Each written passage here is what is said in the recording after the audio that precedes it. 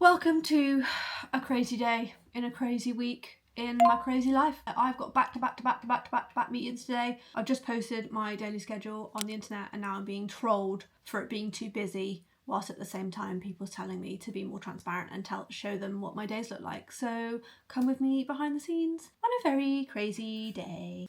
Hello. This is the craziest week of my life. Isn't every week the craziest week of my life? Yep. Yeah, I've got a very, very, very busy, chaotic, sad, overwhelming week. And my YouTube channel is literally now back-to-back vlogs where I bring you guys with me behind the scenes of what it's actually like running a business. And so I will put my schedule on screen here. I literally put this on Instagram this morning and I've had loads of people shouting at me, just saying that it's unsustainable, and I'm like, I know! So we can catch up in a bit on why it's unsustainable, why I'm currently doing it, and why. But as you can see from this, I need to jump into my next meeting. That's really sad for you. Yeah, it's annoying. So yeah, I feel like as a netball player, that's like the worst injury you could get. Yeah, it was so painful, and I was like, oh, maybe I'll go back. And my boyfriend was like, no, yeah. You can't, you'll make it worse. I can play on! And what do you do? Has there ever been periods of your life before you can't play netball? Like, no, never been injured before. It was your time then, if you've never been injured. Yeah, it was before. bound to happen. Like, I love exercise, and if I can't exercise, I am horrible to be around. Oh yeah, I've noticed my mood's been so bad because I'm not doing it. Okay. So do you like any other exercise that doesn't involve you? You could sign up to the February marathon that me, James and Jack are doing. You won't catch me doing that. Oh, God. Never in a million years. Sophia said no to personal development. Okay, noted. Okay, we'll come back to that, because spirituality, how satisfied are you with the spirituality side of your life? And talk to me about the workcation and personal growth, because I feel like that was a really big deal for you to like come, and I feel like it was outside of your comfort zone. I loved it. I never even like considered saying no. Like, it was always going to be a yes. So it was really good. Love that. Amazing. Cool. Business and career. Probably a 7. I always want more. Yep. So I feel like I'll never be at a 10 on that one. That is a very good personality trait to have. So never satisfied. I upvote your 7. Relationship. So this one is outside of family and friends, so generally is romantic relationships. Environment is your home environment, living environment, how satisfied you are with where you live. I'm happy. I'd probably say an 8. Any surprises now that you can see it like zoomed out? It's a bit all over the place, really. Hour 6 of being chained to my desk. Currently 11:30. Just waiting for my 11:30 prospect before I have an hour for lunch, which is currently my only break of the day. Blech. But yeah, let's hop into a prospect call together. Hello. Hi. Hi, how are you? Good, thank you. How are you? Good. Yeah, really good. You're my last call before lunch, so no pressure, but you're standing between me and a sandwich. Oh, I'm so sorry. How's your week going so far? It's a bit of a weird story, my one. How I got set up and Go how for things it. are going. And This is a good background for me. Fill me in. I was like, right, gotta go find another job. And then I was like, I really don't want to look for another job. It's really difficult with what I do because I'm like a multimedia designer, but I've always worked for other companies, like in-house and marketing. So it meant I would have to set up a portfolio, but then try not to give everything away, and there was just so much behind it. First thing to say is you're about to see loads of stuff online, half from me, being like, there is a tax return deadline in January. First thing to say is that's not a deadline for you. So the deadline that's coming up in January covers the period for 2023 to 2024. And so your first deadline for filing a tax return will be due in January 2026. So if you start seeing scary things, don't be scared. We're good. Okay, and I guess you've never been self-employed before? I have been. Yeah. Cool. I did a similar thing just before the pandemic. Okay, cool. Yeah. So you've been self-employed before. Have you had an accountant before? I did. I just didn't really... It was an online company. I can't even remember what they were called now. But I didn't... There was no benefit of me having them. And it just got to a point where I was like... I just felt like I was paying for money for nothing. Everyone's got different advice to give to you, and that's what I absolutely hate, is that I just need someone to say, actually for you, you can do this and you can do this, but Yeah. you can't do this. Yeah. And have you been a limited company before, or were you a sole trader before? No, I was a limited company before as well. So you know the drill. Great news. So I guess you score your previous accountants not great. In order for us to sit here in a year's time and for you to be like, you're a 10 out of 10, what do we need to do? I mean, like I said, there's not a lot of income and expenditure, so I need someone to, if I go put some paints on my company and so I'm not meant to, I need someone to say, no, you're not meant to do that. I've probably done a few of those purchases already. Need someone to be there, and there was never anyone there at the end of the phone to kind of go, it's not going to be very often. The odd occasion, I just need to know I've got someone I can speak to. Mm-hmm. So how much do you know about us and what we do? I know a little bit, but I've just been following you on Instagram for about a couple of months. I trained at a top 100, so I own the accounting firm. We have 20 employees who are all accountants. We've got an internal team as well. And we've got 2 offices, one in Manchester and one in Oxford. And we've got 770 clients. We don't niche, we don't specialise. Our sort of specialism and alignment across all of our clients is a desire to feel better about your finances and to access financial services in a way that just doesn't feel sticky and difficult. And so I am very removed from the day-to-day running of the firm in that it won't be me filing your tax return, and my full-time job is actually making sure that our business runs as a business and that this doesn't feel like a clunky financial services firm. I trained at a top 100, and like lots of clients we literally would just speak to once a year for the purpose of filing a deadline. Our service package, and so it's my full-time job to just basically continuously be improving the service. Every single time we contact you, everybody's email signature includes a link to this landing page. So this is your Bible of accessing financial services. We ask for feedback at every single touch point, and your answers to this feedback actually helps us to curate the content that we bring to you in the next sort of couple of months. You can then pass that book in one-to-ones with your accountant at any time. So literally just using a booking link like you used to book this meeting, you book in time with them whenever you want. So if there's ever a change in your business or you just got a question, you can book in time, as well as you can book in business development meetings whenever you like as well, which is dedicated time to focus on other areas of your business. So something's going to change in your business or you're starting a new thing, we can chat about how we can support you to do that as well. And so that is the bare minimum that every client gets just by being a client. And then once we get off the call this afternoon, I will send you a proposal which just introduces you to our firm. I will introduce you to the team, give you lots of testimonials that are specific to your business. We'll put together a plan of action that's just for you, and then we will quote.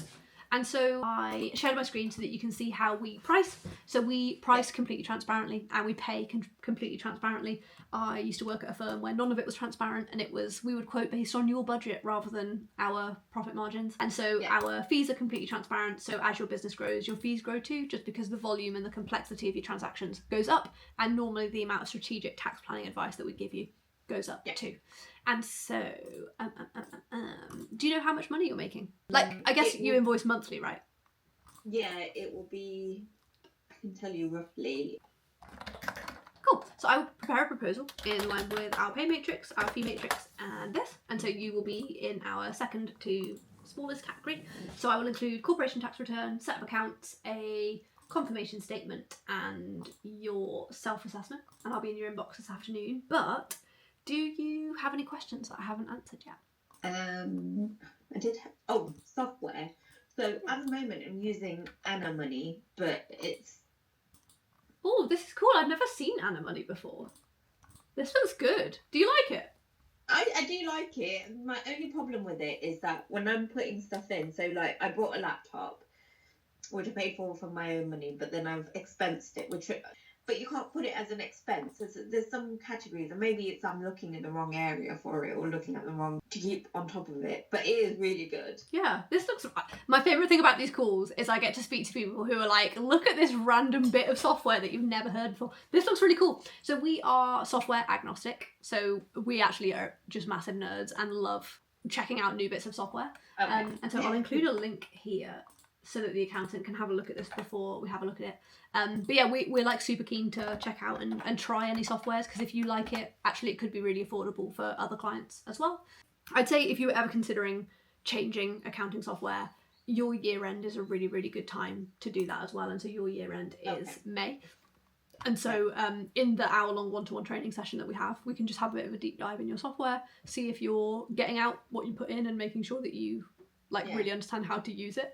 And then if you're not, we can look to move you. And yeah, I'd always recommend doing it at the year end because it's a nice straight line. Cool. So I will be in your inbox this afternoon with a proposal, and we can take it from there. But if you hang up and you've got loads of questions that you forgot to ask me, just shout. Otherwise, I will be in your inbox this afternoon. Lovely. Well, you can go have your sandwich now. Yes, I'm very excited. Thank you so much for your time. It was really nice to chat to you. No problem. Thank you for Cool. your time. See you Thank later. you. Bye. All right, back at my desk. I could not bring you for my lunch break. I literally just needed to sit in a dark room. I don't know if I am getting ill or if I'm just overwhelmed and that's why this is happening. So I'm excited to catch up with you later and fill you in on what's going on, but I'm just going to join. I've got some board meetings. All right, back at my desk.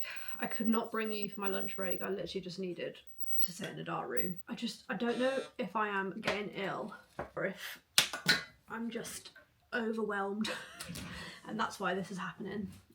So I'm excited to catch up with you later and fill you in on what's going on, but I'm just going to join. I've got some board meetings this afternoon. Hi. How are you? I expected to take longer to get onto the meeting, so I saw it was like 2 minutes to, and I was like, oh, and then I sat there like, oh, I'm really early. Hello. So this is only our second meeting. Okay. The first one was very much like, where are you at the moment? Where do we think we're going to get you to? Blah, blah, blah. And so this is much more like really getting stuck into board meetings now. But did you say like, I need you to go away and I need like a video, a board pack, a this, a that? Yeah, so I've basically given her like a blueprint of how we should work together. I'm just going to sit and watch you do your magic, if that's all right. Of course it's me. Let her in. Thanks for letting Emma observe. She has Thank you. promised not to get too overexcited and whatever. But yeah, I feel like this is really exciting. I feel like for a lot of accountants, like doing this sort of stuff is the juicy stuff. It's where we get to like have a lot of impact and help people. And so we are like one of our rocks is how do we process a lot of this stuff to mean that actually it doesn't have to just be like me and James that are doing it. All right, I don't need an update because I've had the video update, but how's your well-being? Not to make it more complicated, but is there something that you could add in to incentivize you before here so that you're not just like, is there anything that you could widen the pipeline of like, I'm going to nurture people here, then get them to book a call and then convert them? Or is your like, it's all the vibes, I just want calls, I don't want any for example, we have like top of the funnel of like what it's like to work with an accountant and like just making sure that it's also my vibe check of when they join the call. I can be like, did you do your homework? Yeah, could do. I mean, I think in reality, the lead generation element isn't the conversion necessarily. It's the bums on seats. Yeah. Do you have any data on what your conversion rates are? Like, do you think 2 to 1 is acceptable? No, but it's just such a small number that I feel like I can't be like 2 to 2, rather than the like, you know, my school's conversion rate is 100%, my school's trust conversion rate is 100%, and it always has been, but my corporate client conversion rate is, they think that I'm going to be cheap and they talk to me and it turns out actually that's not the case because I'm not a gobshite. Agreed. Okay, so you can convert 100% of the clients that you don't want. Don't reflect that back It's to what me. we're saying. That was rude. that was rude. I heard that and I knew you were going to do it as well. I've got the schools thing and I've got the universities from when I worked at Durham and similar vibes. Like, I want what you did at Durham because we've heard you talk about what you did at Durham. Do that, easy. And now I'm like, okay, and now I want to work with these people. Someone has to go first. Who wants to go first? Like, who wants to be my guinea pig? So that then then people can say, I want you to do what you did with Married at First Sight. And do you have the bandwidth, profit margin and time to do that? And be like, let me just come and do one for you. Time, yeah. Bandwidth, yeah. Profit margin, yeah, because it's got to start somewhere. Like, okay, what if, I'm sure you can tell me there's a reason why, what if the clients that you didn't want, you just started quoting fuck off fees so that they either fuck off or work with you, but the price is worth your time? yeah. Because like if you have more of the clients that you don't want than you do, just try and price them out. Because you can double your fees and lose half your clients and just be happier. Yeah. I'd love to see a way here that you could show the difference between calls booked by ideal clients and calls that will like just pay your bills. Because I think for you there's quite a clear distinction between those two. And if you targeted yourself that like you at least want to speak to one ideal client once a week and it gets to Wednesday and no one has, suddenly you're just sliding into people's DMs on LinkedIn being like, this is what I do, can I talk to you? Yeah. But if you, as it is at the minute, you could be getting non-ideal clients booking in with you, but if you've hit 2, you'll be like, I've hit 2, I can stop now. That's exactly it. Can I suggest something else on your scorecard? Oh, of course, darling. I think you're going to really hate. Yeah, go on then. Mainly because it's nothing to do with numbers and much more about your brain/self-esteem. I would love to put on here no's. So how many no's have I collected this week? And we put a target of like, you want to be told no 10 times a week. So like, you're asking people if you can come and do stuff for free. You're asking people for feedback. You're asking people to help you. You're asking people for stuff. To just make your business move a bit faster. Collecting no's will change your life. Yeah, this is the Stephen Bartlett fail fast without the toxicity, right? Yeah.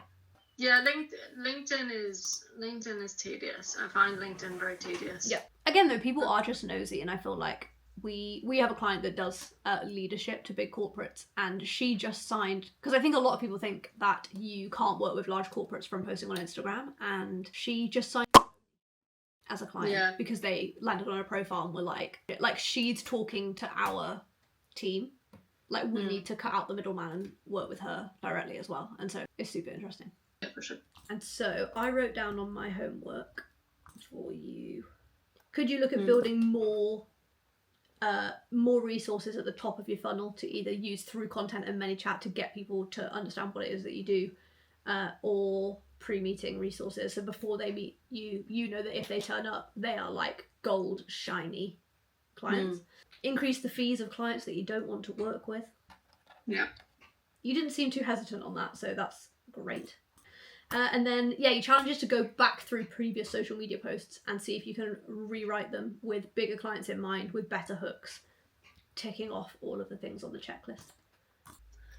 All right. Okay. I'll be in your inbox. I'm off tomorrow just on some compassionate leave, and I will be back on Thursday. So I will pop you an email with your homework, and we can have a corgi catch up after that. Lovely. Cool. Looking forward to it. Emma, I hope this was in some way useful for you. She didn't fall asleep. Thank you so much for letting me join, Emily. I really appreciate it. That's all right.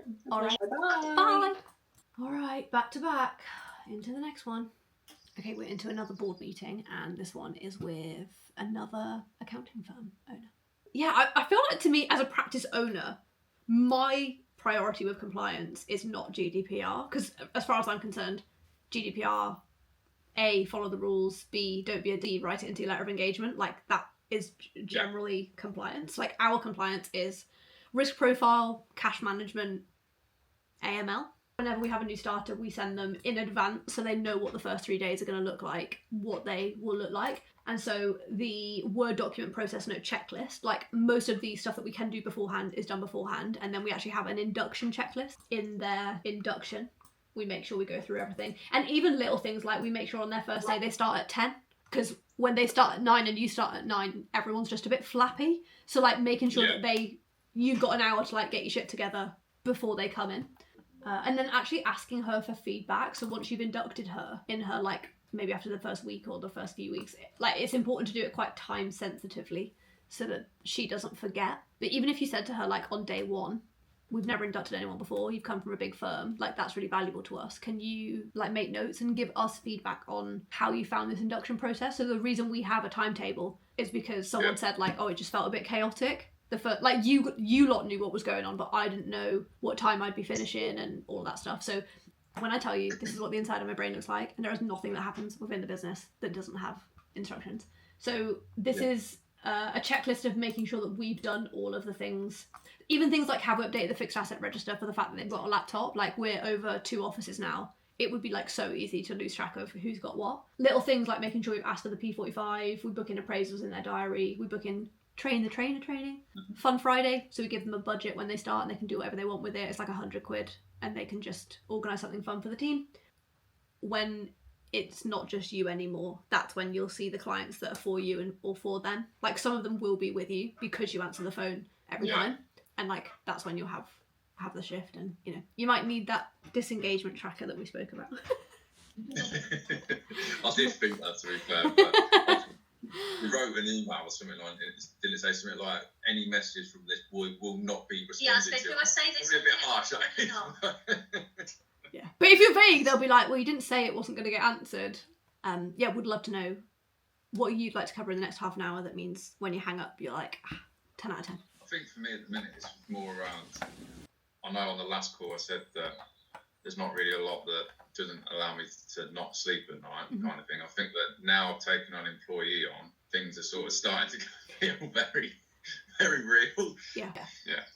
So I guess you've got a few options. One is plan for the fact that they might not be a client forever. Option 2 would be say to them, I can sort this out for you, but it's going to require time, which means I need to invoice you for it. But like, you need to invest in your finance function in order to be able to get out of this, because as it stands at the minute, like you're blind. So presumably whatever they are paying you for, you're not able to do effectively. Well, They're not paying. Yeah.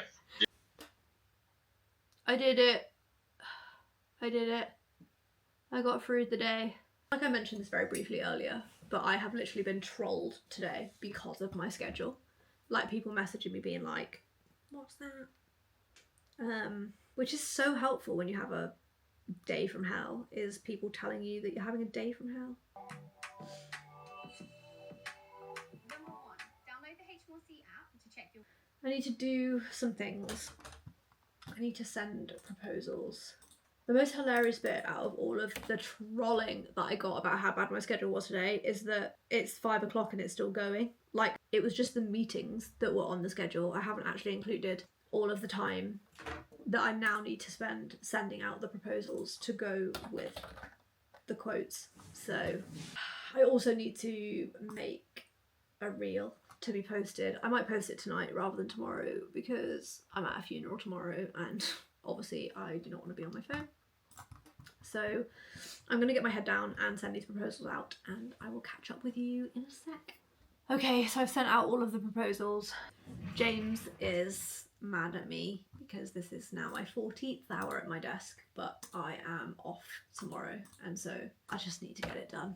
So I have just recorded a little reel to go out. I think I'm going to make it go out tonight. So I'm just going to edit this. Just going to edit this and then post it to go live. So come behind the scenes and watch me edit this video.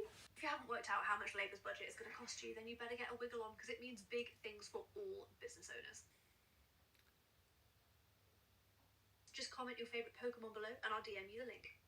So to explain why I'm asking people to send me, like, comment their favourite Pokemon, I use a piece of automation called ManyChat where people comment a word and then I DM them something and it's all automated behind the scenes. And sometimes Instagram like doesn't give you the points for the engagement if all of the comments are the same word.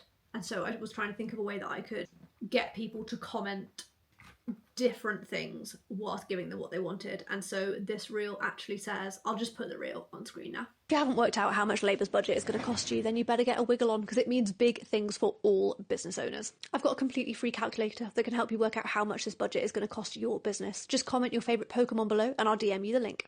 This is either going to go very well or very badly, but there's only one way to find out, so... Okay, so that's the reel posted. I now need to test the automation. This is cute. People are posting their favourite Pokemon. Worked out how much Labour's budget is going to cost you, then you better get a wiggle on, because it... Oh, sad face. Some people are like, I don't understand Pokemon. Okay, the good news is previous Rachel put food in the slow cooker so that I could eat food without having to get a takeaway tonight. So let me just shut my laptop down.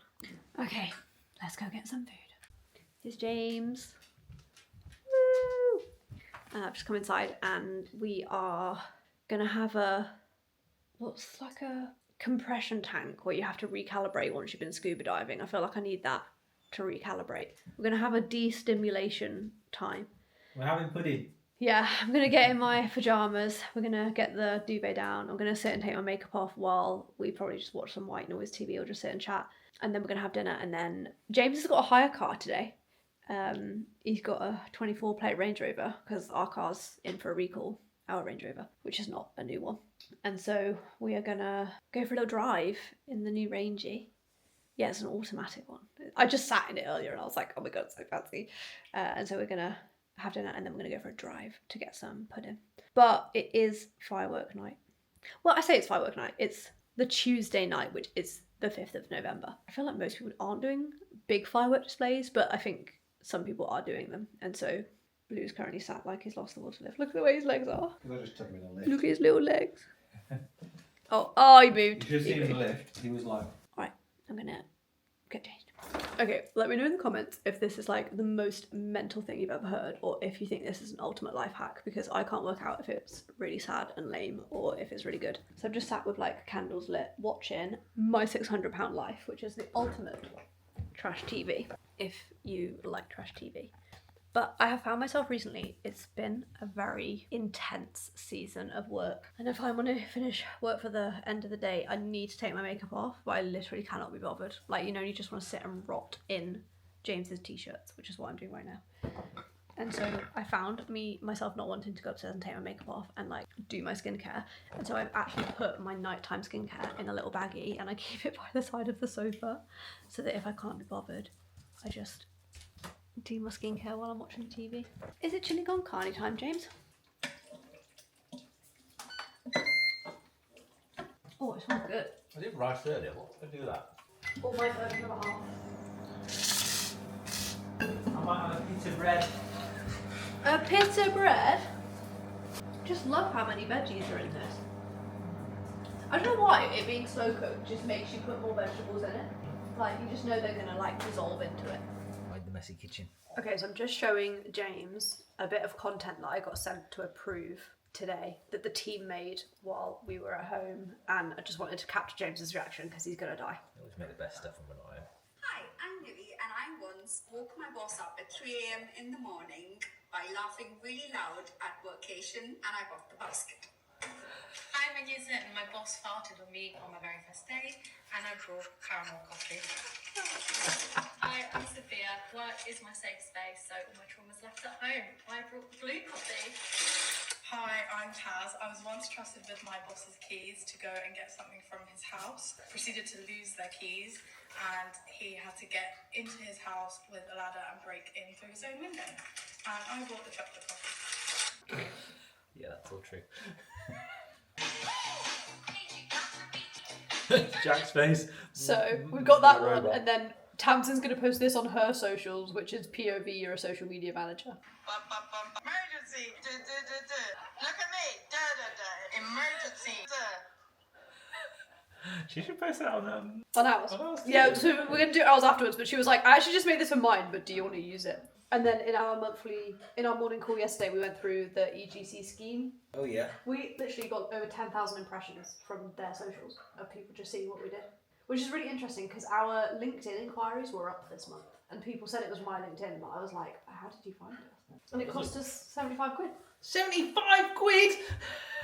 Yes, it's 25 for the highest engagement.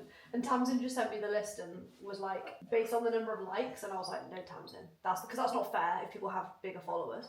We're going to do the engagement percentage from impressions to engagement. So we added up likes and comments and then divided that by the number of impressions, and then it actually gave us a different winner. The one who won, I can't remember if it was Jack or not, had 20% engagement. So 20% of people that saw it engaged with it. So someone won that one. We normally do best use of content on our platform, so if they make a bit of video content and give it to us to share, they can win 25 quid. But no one did, but I told Tamsin that we should repurpose that and give it to Nibby because Nibby posted 9 times this month. She gets the MVP this month. Yeah. So we're now going, after we just had a little board meeting. Oh, my skin looks bad. I feel like shit. Feel like shit today. Molly looks how she feels, please. James just said that I look how I feel. We're going to go for a drive And I'm in my pyjamas and I was like, oh, I'm going to have to get out of my pyjamas to go for a drive. James, reason why I married him, said, Why don't we order, go for a drive, and then the food will be here when we get back. yeah, so we're going to go for a drive in the bougie Range Rover so you can come with us. We're in the Rangy. I've had a really shit day. And you know when you see that stuff online that's like, money can't buy you happiness, but I'd rather be sad in a Range Rover. It's me. Oh, I think closed. How do I put my heated seat on? I would like to know. You can see. You have to do it on here. Oh, yeah. Oh, I've done it. Yeah.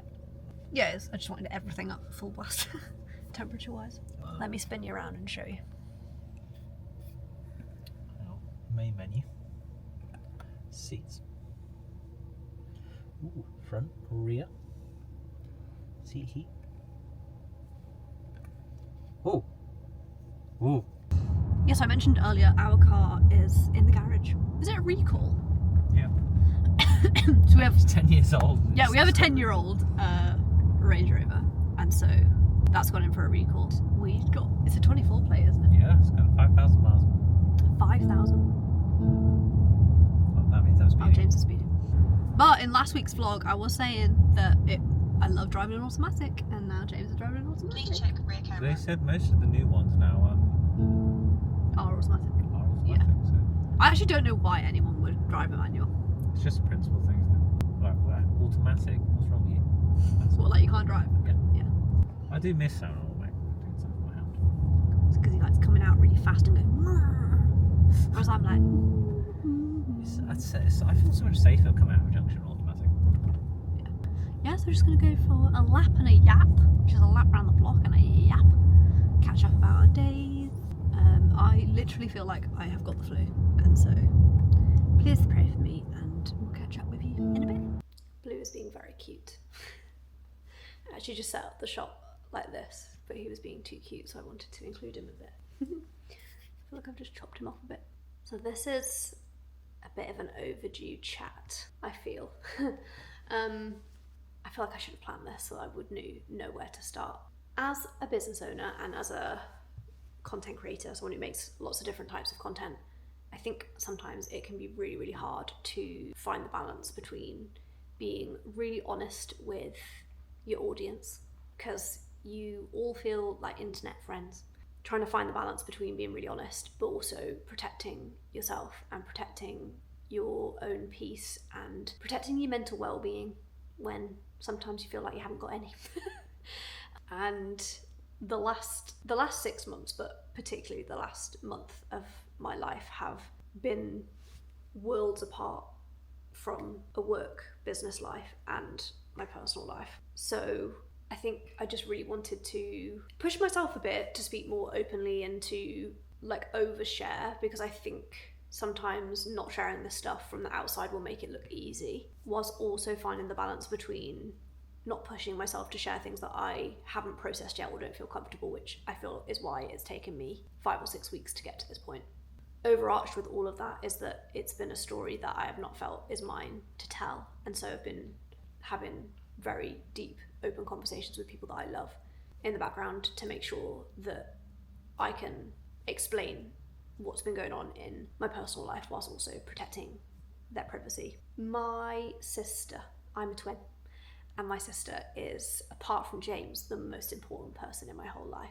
And I have always been a very protective big sister. My sister has special needs and physical and learning difficulties, and so my role in life has always been a very, very protective one. And as just like everybody, she's had a very up and down journey, and my role has always just been really supportive and just holding space for her to like learn and grow and be the person and let everybody, like let the whole world see the person that I know her to be. And amazingly, and like just fills me with so much happiness, that in April this year she got married, and I actually shared bits on the build up to her wedding with her permission on LinkedIn, and it went like LinkedIn viral because she's just such an incredible person and her story is so incredible. Like the things that she has overcome and achieved in her life is just unmatched.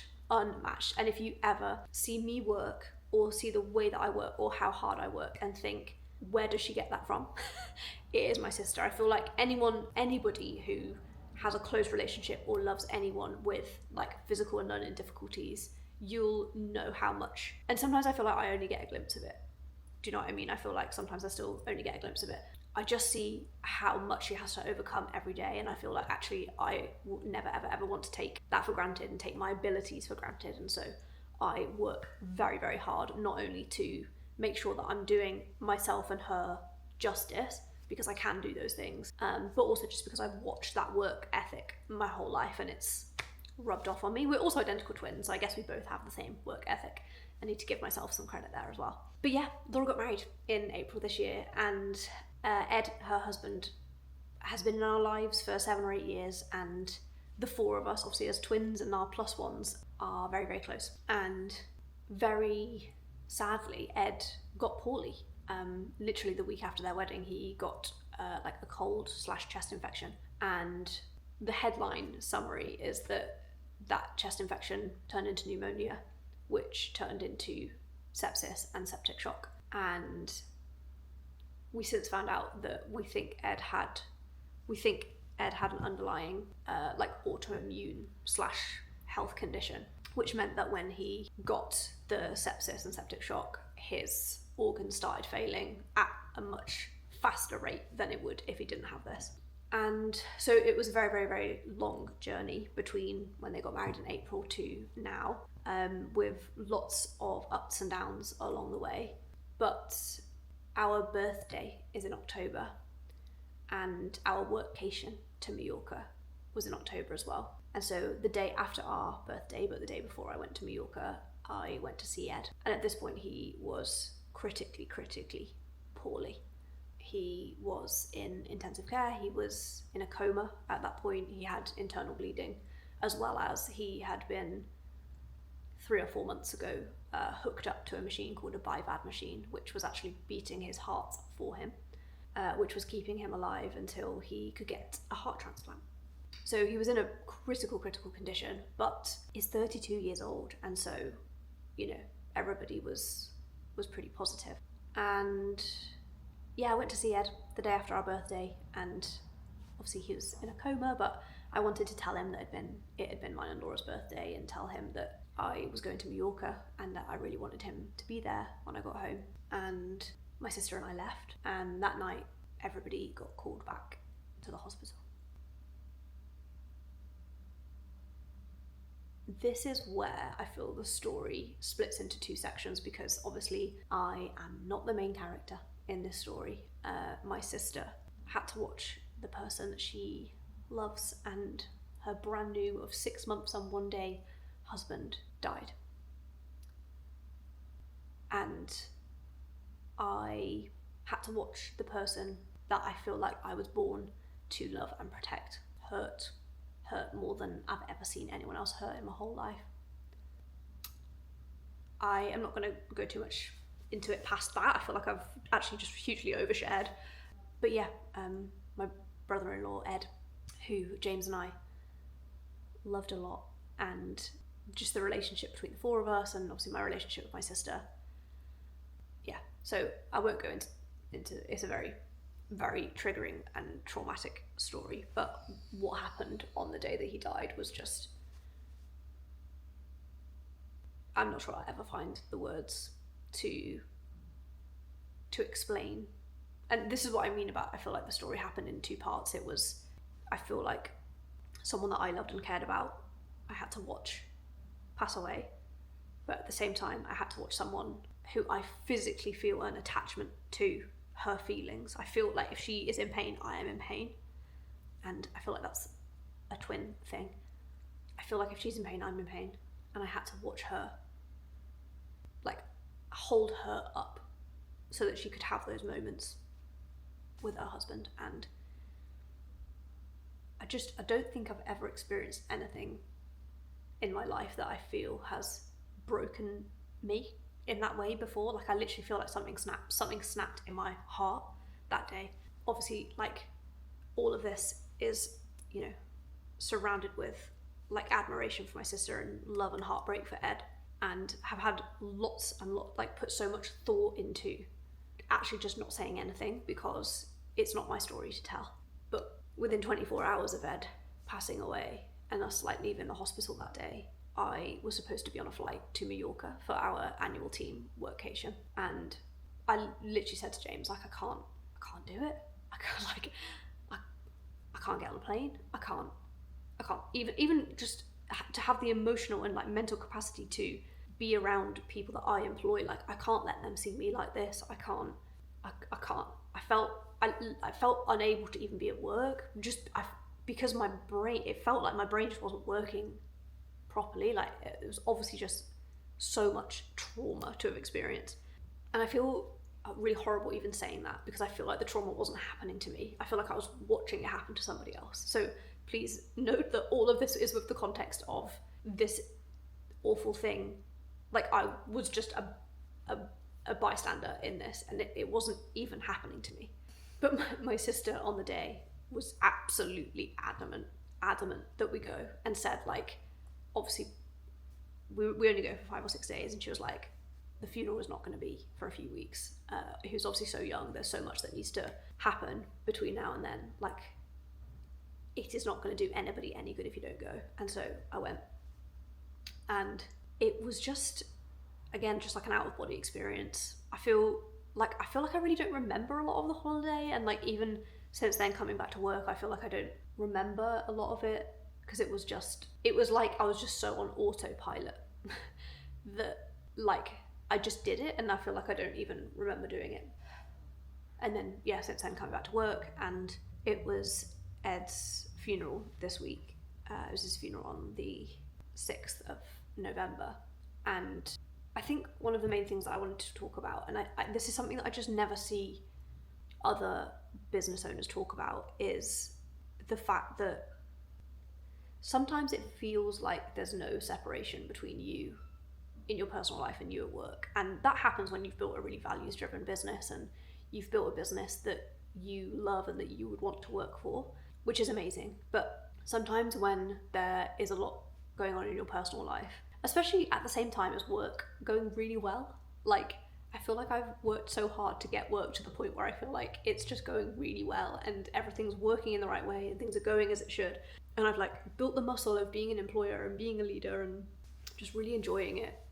And then to have just such sadness and like deep emotion and a lot of traumatic events surrounding your personal life, it can just feel so hard to navigate that, because I don't put a suit on and go to work. I don't like go to an office or have a long commute. Like, so much of my work is connected to my personal life and my face and my ability to show up online, and like work doesn't stop sometimes, you know what I mean? Like, this is our busiest time of year in terms of prospective clients, and I think it would be really easy for me to sit here and be like, I can't not post on social media and I can't do this. And the reality is that I can not post on social media, and I can not make content, and I can not do X, Y, Z. But the reality is that in 1, 2 or 3 months time, like, the business would really feel that pain, and people rely on me. I have 20 full-time members of staff now. Like, I can stop posting content, I can take a couple of weeks off work, but the reality is, like, the only person that's going to hurt in the future and that like is going to feel that pain is me.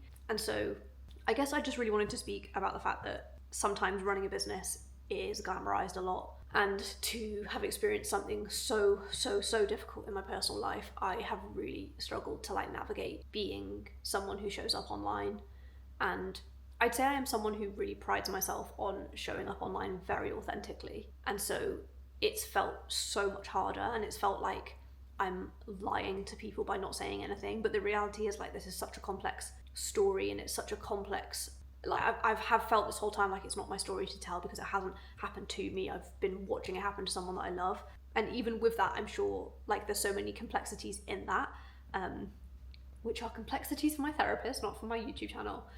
But it's all just so hard. And even with this, like, we got the date for his funeral, and we had a new member of staff starting that day, so we had to delay the staff member starting, and literally drove from his funeral to Manchester to come to Manchester and start, which is where I am now. And there's things like this where, yes, you do become self-employed to have autonomy and to have freedom and to have control over your life, but at the same time, you have to draw a line, and you have to like I am an incredibly hard worker, and I think to some extent I work very hard to protect myself. Like I create a life that means that I'm very busy, because it means that when stuff like this happens, it sort of protects me in a way. But it's just so hard, and I feel like nobody talks about this side of business, and nobody talks about this side of owning a business, of like, sometimes it's just so hard, and sometimes it's so painful, and you have to just keep showing up and keep being a leader. And like, people can't just not have a boss because you're going through a really hard time, and you can't bring your emotions into it. But then when you combine that with being a content creator and somebody who people feel like they have access to all of the time, it's also really hard. And I'd say as well, like, there's a reason I'm sharing this on YouTube and not any other platform, and that's because I mentioned it in my previous video, but that's because YouTube is just such a safe place to me. I don't know what it is, but YouTube is just so different, and YouTube is this place where not only is there a time delay between me making it and posting it, which with short form content it's normally the opposite, but that the like community and the safety that I feel on this platform specifically is very different to other platforms, where sometimes it can feel like people like grab your energy, and if you share something, they either share back with things that you've not asked for, or they just are very like grabby with energy. And so I feel like my biggest takeaways are that I felt very, very, very compelled to share what's been going on in my personal life, because people have noticed that I have not been showing up in the same way, but I haven't felt able to find the words in short form content or on platforms that aren't YouTube, where I have the ability to sit down like this and talk to you, to explain what happened and explain the incomprehensible grief that I am helping my sister navigate. And watching my twin sister become a widow at 31, 6 months after, and like getting up and speaking at my brother-in-law's funeral 6 months after I stood up at their wedding and was a maid of honor. There's just there's no words, and I can't even cry anymore, because they're just words that you should never even have to say out loud. And so like, to just have such deep grief for myself because I loved him, and for James because he loved him, but to watch the person that I have felt like I was born to like protect in my life experience the most horrific thing, like genuinely the most horrific thing I've ever seen anyone go through, has literally like hurt me on the inside more than I ever thought I could be hurt. And so if you're a follower, if you follow me on platforms that aren't YouTube, and you felt like something was a bit off, or you felt like a bit worried, because I've had quite a few DMs from people just being like, are you okay? The answer is I haven't been okay, and I will be, everyone will be, Laura will be. It just takes time, and I sometimes wish there was more content like this, where people are just like, running a business is brilliant, but it can also just be absolutely shit sometimes. And sometimes I wish I had a job where I could just sit at my desk and stare out of the window and still get paid, and bash out a bit of work for a couple of hours and that be it. But I'm not, and I don't, and I would never want that. But for the last few weeks I have wanted that. From a work perspective, obviously this happened at the worst possible time, in that someone who reports to me is currently off work for a month, and I am covering their workload. And so obviously all of that happened at the same time, which made my overworking brain just work harder, which has probably contributed to lots of the trauma. I don't want this to be longer than it has to be. I just felt so compelled to share this because I think sometimes the internet can be quite toxic with like working hard and overworking, and I am very guilty of overworking, but I very much try not to glamorize it. But I've just also never experienced something like this in my life, where my life operates at 150 miles an hour because I want it to most of the time. But for the last month, and obviously this has been building up and he's been very poorly for a long time, but like specifically in the last month, this has felt like a treadmill that I can't get off, that I have set at that speed, and I just don't know what to do. And from a work perspective, have like managed to completely stay on top of everything, but from a personal perspective, I feel like it's made it worse. And so to have work be going so well because I just overwork when I feel under stress or pressure or sadness, and then have my personal life just be in the position that it is, has just been really, really, really, really hard. Yeah. I don't plan to talk about this more or like continue updating you, but I felt like I really wanted to acknowledge something so that I can speak more openly about it and be more transparent over the coming months, especially as I push through on YouTube and make YouTube much more like my personal life and my work life and everything in between. But I wanted to sit down and record this because it's all been a lot, and making content is one of the best bits of my job, but sometimes it feels so hard. And so thanks for being great listeners, as always. I know you can't talk back when I'm sat here on my own recording, but you are all great listeners, and you really, really are friends to me, the best internet friends. So thank you, as always, for being great internet friends, and I'll catch up with you all very soon.